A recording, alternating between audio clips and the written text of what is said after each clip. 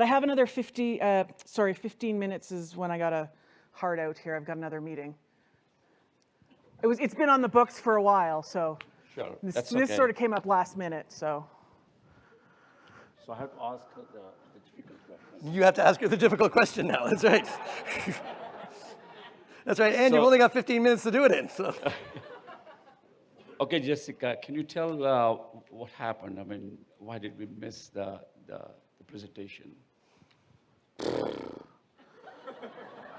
I don't know what the big deal is. Like, John said it was a great use of time. They talked about other things, important things of the project. Like, what's the big deal?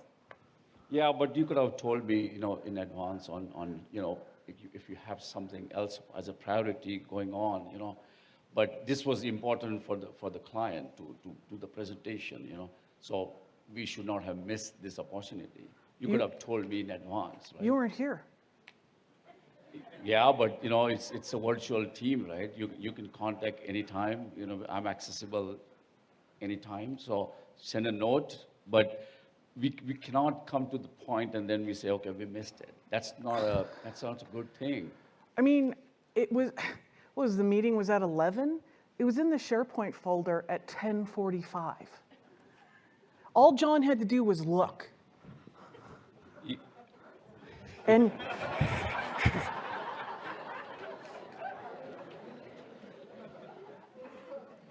But why did you not think that this is important to note when you're put on this assignment?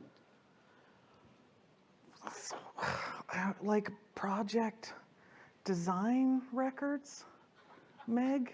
So what? Yeah, so what? Exactly. Thank you. So what? But how long are you in this company?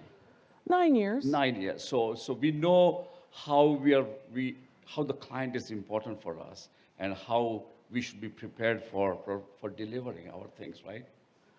Yeah, okay. So they had it, they didn't use it, John didn't look. John doesn't look, okay? John never looks. Yeah. Okay?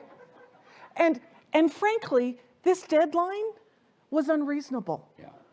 But I think I look at you as a most senior person for the 9 years, the company. So you could, if you think that something is not going right, you could step up and tell John, what needs to be done in this case. You cannot just leave it to somebody else will take it, right? No, no one else is, I get that. But this meeting, I didn't know about till the day before. Yeah. Okay, and then I basically had 1 day to do a massive report. Yeah, I know, but you keep saying, yeah, I know. I don't think you're listening. I think you're just saying yes. I'm being true and trying to understand what we could do better going from here, because we don't want to be in the same situation every time, right? You are the senior person, and I expect something, taking more responsibility. Okay, if I'm the senior person, then why does John act like my boss? Jessica. But he's not my boss, he's my peer, and you're telling me I'm a senior member? Does he know that? No, that's where the team plays into the role, right? So if you think as a part of the team, and I believe that you're part of the team because you're here for 9 years, there's something which is not right from the other colleague, you can highlight that upfront, right? So not just relax and just keep it on backside, and we miss that important deadline for us, which is not good. So it's all my job, the whole thing, everything. No, it's so I'm senior, but I'm part of a team, but it's all my fault. It's not your fault. It's not your fault, but I'm just saying you are setting the examples for others, right? Like John. So I think everybody in the company has their responsibility to be, taking an accountability for the role, what they're playing. You're never here. I get no feedback from Taya today, and then I find out there's a meeting the next day for this report, which I wasn't given a final deadline on, and then, John stresses out. Do you know how much John stresses out every single day? He's just a whirling dervish all the frickin' time. I'm getting an ulcer from watching him. Okay. So let's go into the basics. What problems do you have?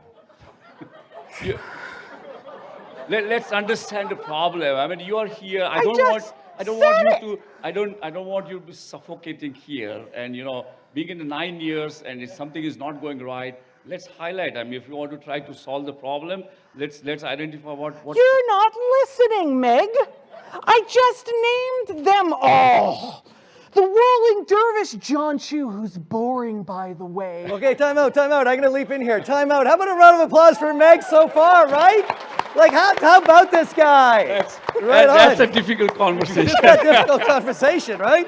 Okay, well, hold on, Meg. Don't go anywhere. We're just going to check in with the group. I just want to ask the group, just with a show of hands, just on a scale of how much of this is getting through to Jessica? So on a scale of 1 to 10, 10 being she completely understands the problem and is willing to change, and 1 being she's unwilling to accept that there's a problem at all. Where do you put Jessica on that scale between 1 and 10? Show of hands, where do you put her? Where do we see? Oh, Jessica. Jessica, I see a You're lot of not in ones. real like I that, see right? 2. So thank you very much. Thank you very much. And then now, just also on a scale of 1 to 10, how's Meg doing in keeping his cool during this conversation? 1 being he is completely calm and collected, and 10 being he's gonna effing lose it any second now. Where do you put him on a scale of 1 to 10? Oh, show of hands, show of hands. I see a 1, 2. You're very calm, but I also see a 10 over here, meaning that you're just about to lose it. What's the real truth? Are you just about? How are you feeling in this conversation? I enjoyed because I've been like that as a supervisor. So. You've been in this kind of a situation, okay? All right. Well, Not that this much stuff though. not like this much stuff. Let's check in with the group here. Russell, I wonder if you could get another roving mic. I know we've got one up here, because I just want to check in with the forum. I'm looking for three directions we could go with this conversation. What are 3 suggestions that Meg could do moving forward in order to pursue this conversation? Okay, so I got a couple of suggestions over here. Russell's just looking to see if he's got another roving mic. If not, I can borrow this one. Oh, there's one over here, Russell. Nicole has it for you up here. Thanks. And there was a couple of hands. I just kind of saw a bunch over here. There we go. Thank you. So one suggestion. Where can Meg go with this? There we go. One thing I would suggest is just acknowledging what Jessica's been going through with having to step into her coworker's role and take on extra work, and kind of acknowledge the kind of, like you were talking about her seniority, but just also acknowledging everything that she's had on her plate and how you maybe haven't been available and been out or busy, and just acknowledging what she's been going through. Okay. Because I think that would pacify her a little. Okay, so first suggestion is acknowledging everything that she's been going through. And I think one of the things I'm hearing there is acknowledging, but I think I'm also hearing empathy in there as well. Because I did see Meg saying yes, yes, acknowledging what she said, but I think you're suggesting a step further, which is really projecting or giving some empathy to her as well. And I see you nodding. Okay, so step number 1 is acknowledging and providing empathy. And Lee, what's your suggestion here? Yeah, it's easy for me. I'd fire John. You'd fire John. Okay, you'd fire John. Okay, so suggestion number 2 is fire somebody else who's not on stage and not in.